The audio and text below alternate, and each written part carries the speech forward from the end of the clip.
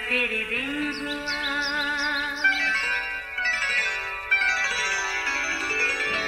نیا پھر دن ہوا، پرانی رات کا کرے سو شکر ہم خدا کی ذات کا، خدا کی ذات کا نیا پھر دن ہوا۔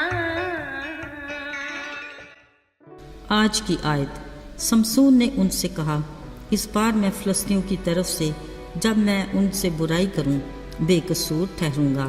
قضات 15 باب 3 آیت۔ عزیزو، آج کل کلام مقدس کا انوکھا کردار سمسون ہماری توجہ کا مرکز ہے۔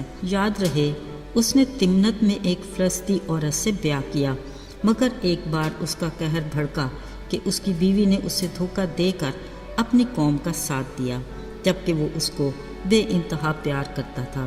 اسی بے دلی سے وہ واپس اپنے والدین کے گھر لوٹ آیا۔ اب وہ کافی عرصہ سے تبنت اپنی بیوی کے پاس گیا ہی نہیں تھا اور نہ ہی پیچھے اس کی کوئی خبر تھی۔ اس عرصے میں اس کی بیوی اس کے ایک فریق کو دے دی گئی جس کے بارے میں سمسون لا علم تھا۔ خیر، کافی عرصہ بعد جب گیہوں کی فصل کا موسم آیا، سمسون کو اپنی بیوی کی یاد ستانے لگی۔ اس نے ایک بکری کا بچہ لیا اور تمنت کی راہ لی۔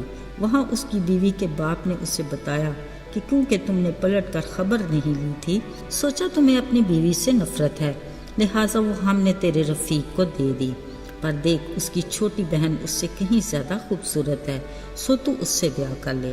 عزیزو، یہ خبر سمسون کے لیے فلسطینیوں کے خلاف ایک نیا بہانہ تھا، سو اس نے فلسطینیوں کو ایک خاص سبق سکھانے کا منصوبہ بنایا۔ اپنے منصوبے پر عمل درآمد کرنے کے لیے اس نے 300 لومڑیاں پکڑیں۔ 2 لومڑیوں کی دموں کو بڑے ہی منظم انداز سے ایک دوسرے کے ساتھ باندھ دیا، پھر ان کی بندی دموں کے بیچ ایک مشل باندھ دی اور مشلوں کو آگ لگا کر ان لومڑیوں کو فلسطینیوں کے کھڑے کھیتوں میں چھوڑ دیا۔ عزیزو، ذرا یہ منظر اپنی نگاہ میں لائیں۔ ہوا یہ کہ ان لومڑیوں نے ان کے کھیتوں میں ایسی تباہی مچائی کہ پولیوں سے کھڑے کھیت اور زیتون کے باغ جل کر تباہ ہو گئے۔ جب فلسطینیوں کو اس ساری کارروائی کا پتہ چلا، انہیں اچھے سے علم تھا کہ یہ یقیناً سمسون کا کام ہے۔ وجہ بھی سمجھ میں آ گئی۔ وہ اتنے بڑے نقصان سے وہ اس قدر طیش میں آئے کہ اس عورت کو واپس سمسون کے رفیق سے چھین کر اس کے باپ کے ساتھ آگ میں جلا دیا۔ یوں اپنا انتقام تو لے لیا، مگر سمسون کی دہشت ابھی بھی ان کے حواس پر بری طرح سوار تھی۔ سمسون نے بھی بڑے سخت الفاظ میں انہیں وارننگ دی کہ تم جو ایسا کرتے ہو تو ضرور میں بھی تم سے بدلہ لوں گا، بنا اس کے وہ باز نہیں آؤں گا۔ بات صرف یہاں ختم نہ ہوئی، بلکہ کلام مقدس میں لکھا ہے کہ سمسون نے بڑی خون ریزی کے ساتھ ان فلسطینیوں کو مار مار کر ان کا کچومر کر ڈالا، پھر بڑے اطمینان سے وہاں سے جا کر ایتام کی چٹان کی ایک دراڑ میں رہنے لگا۔ عزیزو، یہ غیر معمولی واقعہ کلام مقدس کا سچا واقعہ ہے۔ سوچ میں یہ بات ضرور آتی ہے کہ آخر اس ساری کارروائی میں خدا کی کیا حکمت تھی۔ لیکن عزیزو، اس بات میں ابہام نہیں کہ جس خدا کی مرضی کے بغیر ایک پتا بھی نہیں ہل سکتا۔ یاد رہے، سمسون اسی خدا کی پلاننگ کی تکمیل کا انتخاب ہے۔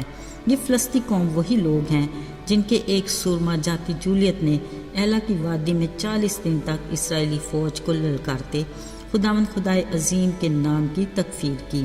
یقیناً یاد ہوگا کہ اپنے خدا کی غیرت رکھنے والے داؤد نے اسے فقط ایک پتھر سے موت کے گھاٹ اتار دیا۔ اب یہی فلسطینی بنی اسرائیل پر حکمران تھے۔ بات یہ نہیں کہ وہ الہی ذات اپنے لوگوں کو خود ان سے رہائی نہیں دلا سکتا تھا، مگر عظیم خدا یہ چاہتا ہے کہ تمام زمین کے لوگ اس کا ڈر اور خوف مانیں اور اس بات کا اقرار کریں کہ آسمانوں اور زمینوں میں کوئی اس کی مانند نہیں۔ وہ اپنے جلال میں کسی کو شامل نہیں کرتا، اس لیے اس نے فلسطینیوں سے اپنی قوم کو رہائی دلانے کے سارے عمل میں اسے اپنے منتخب بندے سمسون کو بھرپور طریقے سے استعمال کیا اور اپنے زور بازو کی قدرت اور عجائبات کے ذریعے فلسطینیوں کو ہر مرحلے پر طے و بالا کیا۔ یاد رہے، مصر کی غلامی سے آزاد کراتے وقت بھی اس کی یہی حکمت عملی تھی۔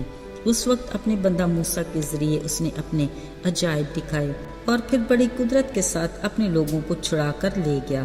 نہ صرف ملک مصر تباہ و برباد ہوا بلکہ مصری فوج رتھوں سمیت بحر کلثم میں غرق ہو گئی۔ عزیزو، تب بھی روئے زمین کی سب قوموں نے جانا کہ لشکروں کا رب الفاج کس قدر عظیم ہے۔ آج کے دور میں ہم جو اس کے لوگ ہیں اس بات کو کبھی نہ بھولیں کہ آج بھی وہ اپنے لوگوں کا نگہبان ہے۔ وہ اسی قدرت اور طاقت سے ابلیس جیسے بھیڑیے سے اپنے لوگوں کو محفوظ رکھتا ہے۔ وہ ایسا چرواہا ہے جو اپنی جان بھی اپنی بھیڑوں کے لیے دیتا ہے۔ 99 کو چھوڑ کر ایک بھیڑ کی فکر میں چل پڑتا ہے۔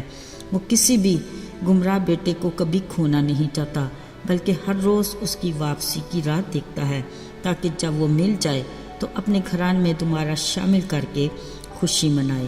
عزیزو، ہم کس قدر مبارک ہیں جن کا وہ خیال رکھتا اور فکر کرتا ہے۔ آئیے دعا کریں۔ زندہ جلالی آسمانی باپ، باوجود اس کے کہ ہم کئی بار تیرے نافرمان بن جاتے ہیں پھر بھی تو ہمارا خیال کرتا ہے، ہمیں پھر سے معاف کر کے اپنے گھرانے میں شامل کرتا ہے۔ اے باپ، ہمیں معاف کر اور اپنے ساتھ جڑے رہنے کا فضل دے۔ یسوع کے جلالی اور بابرکت نام میں مانگتے ہیں، آمین۔